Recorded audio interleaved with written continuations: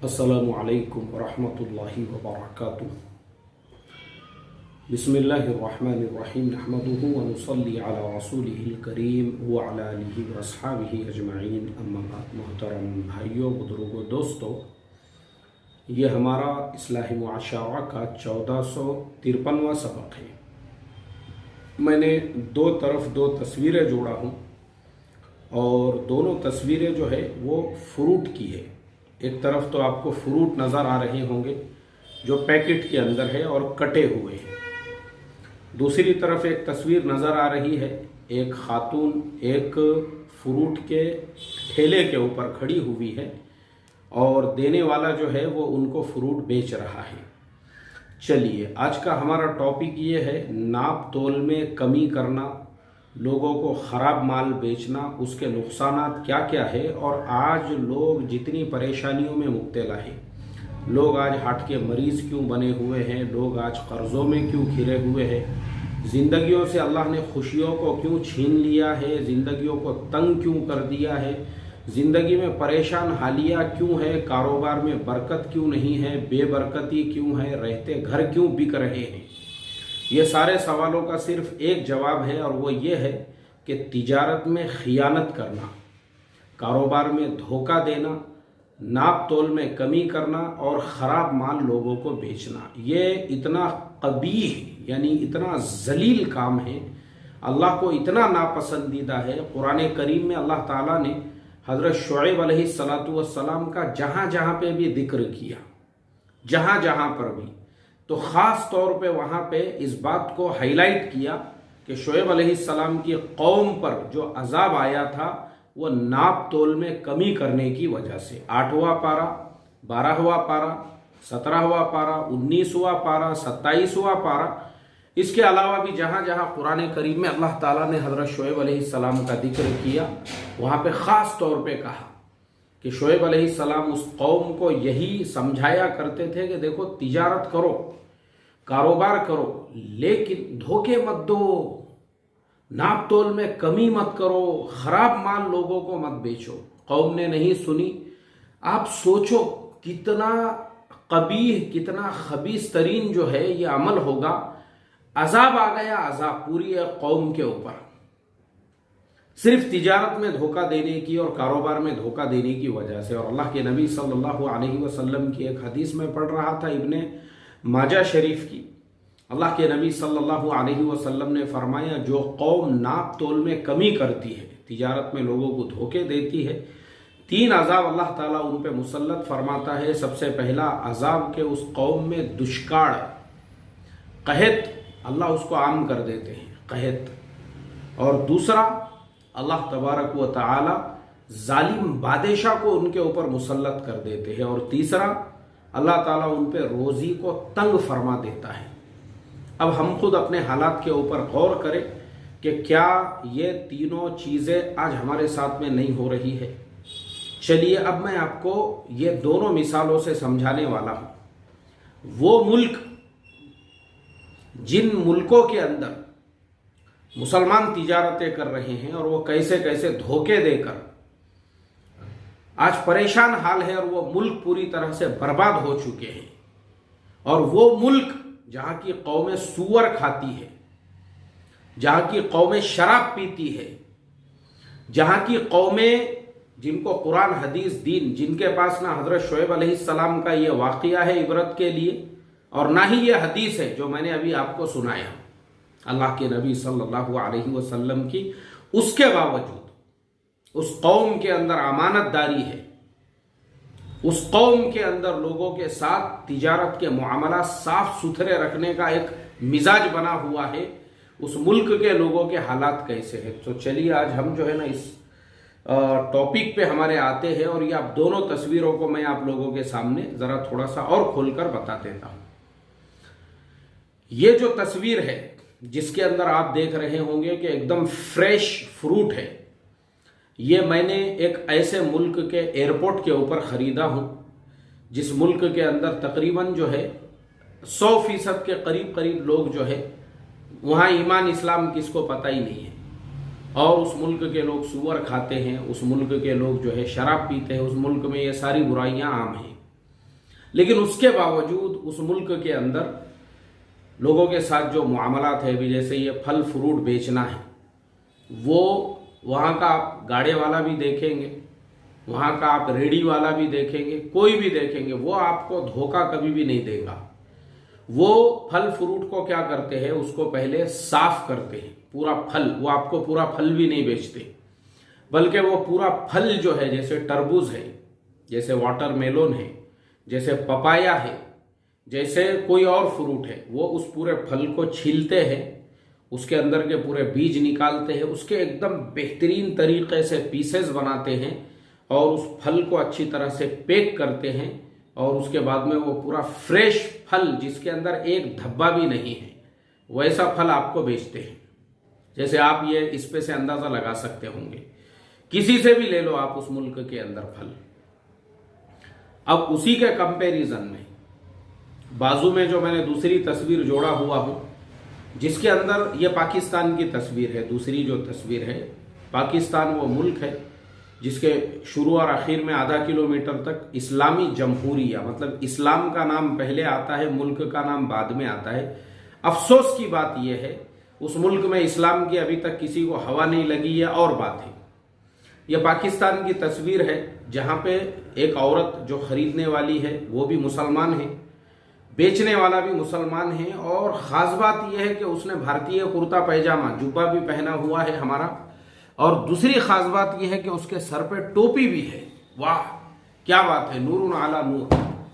लेकिन अफसोस की बात यह है कि टोपी भी है, जुब्बा भी है, भारतीय कुर्ता पैजामा भी है, लेकिन ईमान जिसे कहते हैं वो दिल में पहुंचा हुआ नहीं है। एक मोमिन में जो सिफात होती है उसकी हवा भी नहीं लगी हुई है। तो इसलिए ये गाड़े वाले जनाब ने क्या किया पता है आपको, पूरा वीडियो है, मैंने उसमें से ये फोटो लिया हूं। ये जो खाला जान है जो फ्रूट खरीद रहे हैं, उन्होंने अपने हाथों से चुनकर अच्छे फल उस कैरी बैग के अंदर डाले, और डालने के बाद में जो है उसने उसको गिना, वहां पे शुमार किया तराजू के ऊपर, और गिनने के बाद में उसने वो थैली जो है इधर लिया उसको बांधने के हिसाब से, और जो कैरी बैग है एक साथ में उसने पूरा कैरी बैग जो है कम से कम 150 उठा लिया, तो कैरी बैग पूरे उसके इसके ऊपर आ गई, हाथ के ऊपर।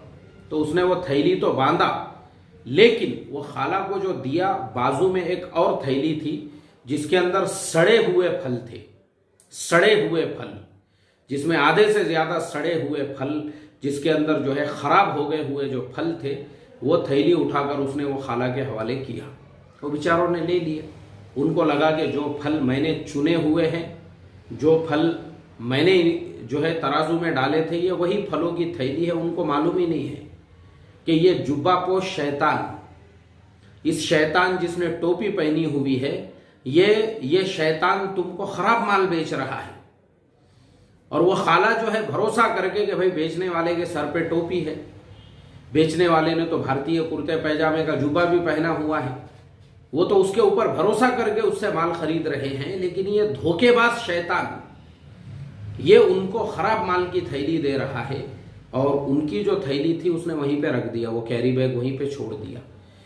मैंने जब ये देखा, मैंने कहा अरे अल्लाह, इसी वजह से उस पाकिस्तान में लोग आटे के लिए मर रहे हैं, इसीलिए तेरा अजाब वहां पे आया हुआ है, इसीलिए जालिम हुक्मरानों को अल्लाह ताला ने वहां पे मुसल्लत किया है उस कौम को ठेसने के लिए। इसीलिए वो मुल्क पूरी तरह से बर्बाद हो चुका है, जिस मुल्क में, जिस कौम के अंदर ऐसे धोखेबाज ताजिर है,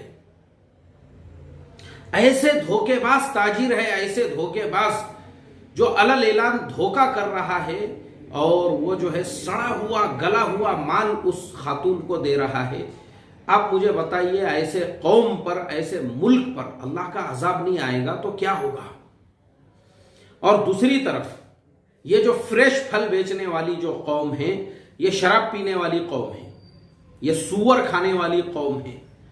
उसके बावजूद इस मुल्क को अल्लाह ताला ने बीमारियों से दूर रखा हुआ है। इस मुल्क के अंदर लोगों की जो एज है, जो उम्र है, उसका एवरेज जो है, एवरेज उम्र इस मुल्क में 90 साल से ज्यादा है।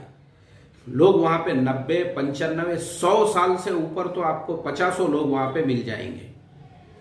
वहीं पे पाकिस्तान का हाल देखेंगे। अब पाकिस्तान की ही बात नहीं है, खुद हमारे इंडिया में भी अगर आप देखोगे, अब मैं आपको मेरे 3 वाकया सुनाता हूँ। रमज़ान के महीने में एक साहब एक जगह 100 रुपये के 3 तरबूज बेच रहे थे। अब मैं मगरिब इशा के लिए एक जगह पे जाता था, असर मगरिब इशा के लिए, तो मैं असर भी वहीं पढ़ाता था, मगरिब भी, लेकिन घर वालों के लिए मैं ही फल फ्रूट अक्सर लाता था, क्योंकि मेरे दोनों बच्चे जॉब करते हैं। तो मैं ये समझता था कि भाई उनको क्यों तकलीफ दी जाए। मैं घर के अंदर हूँ, फारिग आदमी हूँ, मैं तो मेरा काम लैपटॉप पे करता हूँ। और ये चीज़ भी मैं यहाँ पे साथ में ये पॉइंट भी हाईलाइट करना चाहूँगा, बहुत से हमारे घरों में बैठे हुए जो रिका में बुढ़े होते हैं, उन लोगों को लगता है सारा काम बच्चों ने ही करना चाहिए, बल्कि हमने उनकी ज़रूरियात का ख्याल रखना चाहिए। भाई बच्चे अप डाउन कर रहे हैं, दूर जा रहे हैं, आ रहे हैं, तो ये रिका में बुढ़े जो घरों में बैठे हुए होते हैं, इन्होंने बाजार का पूरा सामान लेके लाना चाहिए घरों के ऊपर। ये उनका काम है। ये नहीं है कि नहीं अब हम बुढ़े हो गए तो बच्चों ने हमारी खिदमत करना चाहिए, बिल्कुल गलत नज़रिया है। मैं ये टॉपिक भी रहेगा मेरा अगला, और उसी मुल्क का जिस मुल्क में मैंने ये फल फ्रूट खरीदे थे, वहाँ पे मैंने 80-80, 85 साल के जो बुढ़े हैं, उन बुढ़ों को कैसे तिजारत करते हुए देखा हूँ, कारोबार करते हुए देखा हूँ। तो मेरी आदत है घर का सामान मैं ही खरीदता हूँ। तो मैंने 100 रुपये के 3 तरबूज लिया आते टाइम पे मगरिब बाद में, और माशाल्लाह वो भी ईमान वाले साहब की दुकान थी, और घर पे लाने के बाद मैंने दे दिया। अब घर पे जो है वो इफ्तार के वक्त में काम आते हैं। दूसरे दिन इफ्तार में जब एक तरबूज को जब काटा गया तो उसमें पूरा पानी था, दूसरा भी सड़ा हुआ निकला, तीसरा भी सड़ा हुआ निकला। वो तीनों 100 रुपये के तरबूज कचरे के डब्बे में फेंकना पड़े। फिर मैं जहाँ जाता हूँ, वो मेरे अजीज दोस्त ही है, वहाँ इफ्तार का शाही इंतज़ाम होता है। उन्होंने बोला भाई यहाँ से 4-5 तरबूज लेके चले जाओ, तो फिर मैंने वहाँ से तरबूज लेके आ गया। अल्लाह माफ़ करे मोहतरम दोस्तों, ये एक वाक़या हो गया। दूसरा वाक़या, मैंने आम लिया। एक साहब ने मुझे जो है ना बोले ये केसर आम है, केसर आम है, केसर आम है, लेके चले जाओ। घर पे मेहमान वगैरह थे, मैंने 5 किलो आम लेकर आया। अब वो सारे आम खट्टे निकल गए। तो मैंने कहा, मैं बोला भाई ये तो केसर आम है। तो फिर किसी ने मुझे बताया ये केसर आम नहीं है, बोले इसका नाम जो है मलिका है, मलिका आम है ये। मगर बेचने वाले झूठ बोल के कि ये दशहरी आम है। हाँ दशहरी आम, बोले ये दशहरी आम के नाम से मलिका बेचा जा रहा है और ये दशहरी आम है। अल्लाह माफ़ करे मोहतरम दोस्तों, मुझे आप बताओ, आप झूठ बोलकर बेच रहे हो, मलिका बेच रहे हो और दशहरी का आपने उसको नाम दिया हुआ है। क्यों आप हार्ट के मरीज नहीं बनोगे? क्यों आप हमेशा परे? इसीलिए मैंने खुद देखा हूं कई ऐसे लोग जो पिछले 50-50 साल से तिजारत कर रहे हैं। उनके दादा भी गाड़े पे धंधा करते थे, बेटे भी गाड़ों पे चले गए, पोतरे नवासे भी आज गाड़ों पे ही माल बेच रहे हैं। उनको 50 साल में आज तक ये तौफीक नहीं मिली कि खुद की जो है ना एक दुकान खरीद सके, खुद की एक दुकान। आज भी गाड़ों पे जो धंधे चल रहे हैं, क्यों बेबरकती है? पता चला ये बेबरकती की वजह तिजारत में खियानत है, लोगों को खराब माल बेचना है। अब आप बोलेंगे अरे यार माल महंगा मिल रहा बाजार के अंदर, मार्केट के अंदर, हम कहाँ से जो है लोगों को अच्छा माल बेचेंगे? अरे भाई आज के ज़माने में आप अच्छा माल बेचो, साफ सुथरा माल बेचो, वो खरीदने वाले भी लोग मौजूद हैं। महंगा बेचो आप, लेकिन अच्छा माल बेचो, लोग खरीदेंगे। अब मैं आपको और मेरी एक मिसाल देता हूँ। अभी आइसक्रीम जो है हर किराना दुकान पे मिलता है, हर मेडिकल के ऊपर मिलता है। 100 रुपये में जो है ना 700 ग्राम का एक पूरा डब्बा आता है उसका, फैमिली पैक, 100 रुपये में। लेकिन मैं आइसक्रीम खाने को जाता हूँ 10 किलोमीटर दूर नेचुरल आइसक्रीम पर, वहाँ पे मिलता है 150 रुपये का आइसक्रीम। और वहाँ पे जो है ना 150 रुपये में, मतलब 150 रुपये में वो आपको मिलता है 200 ग्राम, और यहाँ आपको 100 रुपये में मिल रहा 700 ग्राम। तो फिर हम इतने दूर नेचुरल आइसक्रीम पे क्यों जाते हैं? क्योंकि वो क्वालिटी को मेंटेन करता है। वो आपको जो आइसक्रीम बेच रहा है उसके पूरे फ्लेवर वहाँ पर है, और वहाँ लिखा हुआ होता है किस आइसक्रीम में कितनी शुगर है, कितनी कैलोरीज है, क्वालिटी है वहाँ पे। और मैं खुद रात में जाता हूँ 11:30, पौने 12 बजे बंद कर देता, लेकिन मैं देखता हूँ 12 बजे भी वहाँ पे कम से कम 60-70 लोग खड़े हुए होते हैं। उसको सब लोगों को जो है ना ऐसा बोलना पड़ता है कि भाई देखो 12 बज गए, अब दुकान बंद हो रही है। आप मुझे बताइए। उसके अलावा मैं आपको जूस की भी मिसाल देता हूं। जैसे अभी हमारे जूस आपको हर जगह मिल रहा है, 20-20 रुपये में जो है गिलास भर के, 30 रुपये में गिलास भर के। लेकिन उसके बावजूद मैं जाता हूं क्रीम कॉर्नर के ऊपर जूस पीने के लिए, जहां पे 250-300 रुपये का जूस मिलता है। अब मैं आपको ये नहीं बता रहा हूं मैं बहुत बड़े करोड़पति बाप की औलाद हूं, मैं बहुत गरीब आदमी हूं भाई, लेकिन मैं मेरी सेहत का ख्याल रखता हूं। मैं जो है वही चीज भाई, आप मुझे जहां अच्छी क्वालिटी मिलेगी, क्योंकि मैं गुटके नहीं खाता हूं, मेरे जो विमल गुटके के रोजाना के पैसे बच जाते हैं उसी में मैं जूस पीता हूं, उसी में मैं ऐसी चीजें खाता हूं। तो मैं ये सोचता हूं भाई क्वालिटी मुझे कहां मिल रही है, वहां मुझे क्वालिटी मिल रही है, वहां उन्होंने हाइजीन मतलब साफ सफाई को मेंटेन किया हुआ है। मक्खियां भिन भिना रहे, गिलास में ऐसे रेले टपक रहे, वहां वो सब चीजें आपको नहीं मिलेंगी। वो पैसे उसी के दे रहे हैं, आप हमको साफ सुथरा माल, फ्रेश माल, अच्छा माल आप बेच रहे हो, बेचो ना। पर वहां पे भी मैं जब जाता हूं ना, कम से कम 200-250 लोग वहां इंतजार में, वेटिंग में खड़े हुए होते हैं। वहां पे भी जो है ऐसा हुजूम होता है, उनको लोगों को घर को भेजना पड़ता है दुकान बंद करते टाइम पे। तो आप क्वालिटी मेंटेन करोगे ना, लेने वाला खुद लेगा आपके पास से। आप जो है ना सड़ा गला माल मत बेचो। और एक चीज मैं बताता हूं साथ में, कि ये जो सड़ा गला माल है ना, आप लोगों को धोखा नहीं दोगे, और ये अच्छा माल आप अगर अच्छे पैसों पे भी बेचोगे, अल्लाह उसमें आपको उसका नफा दे देगा। तिजारत करने का ये एक तरीका होता है। जैसे अमेरिका के अंदर चोरी डकैती आम है वहां पे। तो हमारे एक दोस्त है, वो मुझे बता रहे थे कि उनके एक दोस्त वो अमेरिका गए और वहां वो एक मोबाइल की दुकान में काम करते थे। तो अचानक उन्होंने देखा वहां पे एक ब्लैक मैन आया, उसने गन मशीन वो रिवॉल्वर निकाला, चलो बोले गले में का माल निकाल दो। अब वो गले में का माल निकालने तक जो है ना, उसने क्या किया, उसने जो है मोबाइल रखा हुआ था काउंटर के ऊपर, नया मोबाइल। तो उसको ऐसा लगा कि भाई कोई आ जाएगा, मतलब इधर उधर पुलिस वगैरह, तो उसने वो मोबाइल लिया और मोबाइल लेके भाग गया वहां से। तो अब ये जो साहब थे, नए नए जो काम करने गए थे, ये भागे उसके पीछे उसको पकड़ने के लिए। तो उसने क्या किया, इसकी तरफ रिवॉल्वर कर दिया। तो फिर दुकान वाला गया पीछे से, उसने बोला no problem, you can go. उसको भगा दिया और इसको लेके आया दुकान में। बोले भाई मरने का है क्या तुझे, ये लोग जो है ना बिंदास गोली मार देते। बोले अरे भाई हम लोग जो धंधा कर रहे हैं ना, बोले यहाँ पे, तो ये सारा जो लॉस है हम पहले ही हिसाब में पकड़ के रखते कि एक साल में अपने 10 मोबाइल चोरी होने वाले हैं। एक साल में मतलब आईफोन भी अगर अपना चोरी हो रहा है, वो $1000 का भी है, तो $10,000 का लॉस ये हम पहले से ही पकड़ के चलते हैं। इसका टेंशन नहीं लेने का, लेकिन अपने जान की हिफाजत करो। तो मैंने जब ये वाकया सुना, तो हर दुकानदार ने जो है ना इस तरीके से अपना लॉस हर एक ने रखना चाहिए। आप बोलेंगे नहीं मैं 100% प्रॉफिट ही कमाऊंगा और मैं सिर्फ नफा ही कमाऊंगा, ऐसा नहीं चलता है। आपको नफे में से भी कुछ हिस्सा निकालना पड़ेगा, मेंटेनेंस के तौर पे जो निकालते। भाई मैंने आज जो है 1000 का माल लाया, अब इसके मुझे 1500 बनाने का है, लेकिन 1500 में से भी 100 रुपये मेंटेनेंस है। सड़े गले माल के निकाल दिए आपने, खराब माल के निकाल दिए। तो ये मिसाल मैं खाली फल फ्रूट की नहीं दे रहा हूं, और भी चीजें हैं। जैसे कपड़े की तिजारत है, उसमें भी लोग धोखा देते हैं। खाने वगैरह का कारोबार है, होटलें वगैरह जो है खाने पीने की, उसके अंदर भी आज मुसलमानों में धोखा आम है। उसके अंदर भी, उसके अलावा बहुत सारे, आप जिस धंधे में होंगे, जिस कारोबार में भी होंगे, अगर आप उसमें धोखा दे रहे हो, नाप तोल में कमी कर रहे हो, तो आप हार्ट के मरीज बनने वाले हो। आपको मेजर हार्ट अटैक आने वाला है, आप एड़ियां रगड़ के मरने वाले हो। आपके घर में खैर बरकत पूरी खत्म होने वाली है। फिर भले तुम घर के अंदर जो है ना नारियलों का झाड़ लगा दो, नारियलों के झाड़, लोग नारियल लटकाते ना, पूरा झाड़ लगाओ घर के अंदर।